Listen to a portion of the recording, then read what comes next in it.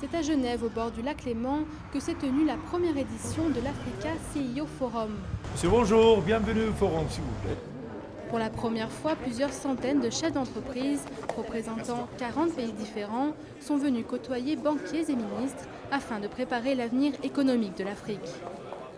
It gives me the greatest pleasure to welcome you to the first ever Africa CEO Forum. Ce premier rendez-vous des plus grandes entreprises africaines est un véritable succès et montre la vitalité du continent africain. Dans une économie mondiale en crise, l'Afrique montre qu'elle peut devenir un relais de la croissance. Ce n'est pas dans la demande des pays développés, des pays de l'OCDE, de l'Europe, pas même tout à fait de l'Amérique du Nord, que nous allons trouver les ressources pour un rebond mondial. L'Afrique fait donc maintenant partie du bloc avec les émergents dont on attend qu'elle tire la croissance des pays riches.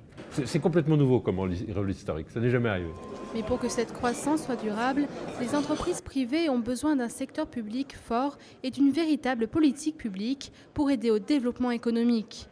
Lors de la deuxième conférence de la journée, les intervenants se sont penchés sur les modèles et les priorités de demain. La manière dont le secteur public peut aider le secteur privé et en une seule phrase, je dirais, en améliorant l'environnement des affaires pour le secteur privé. Et la manière d'améliorer l'environnement des affaires peut se faire de plusieurs façons. Certes, ce matin, nous avons beaucoup parlé des infrastructures, mais un domaine dont on parle beaucoup moins souvent, c'est l'environnement régulatoire. Mais si l'Afrique veut être la Chine de demain, pour Mo Ibrahim, il faut aller encore plus loin. The difference between China and Africa is that China is one country.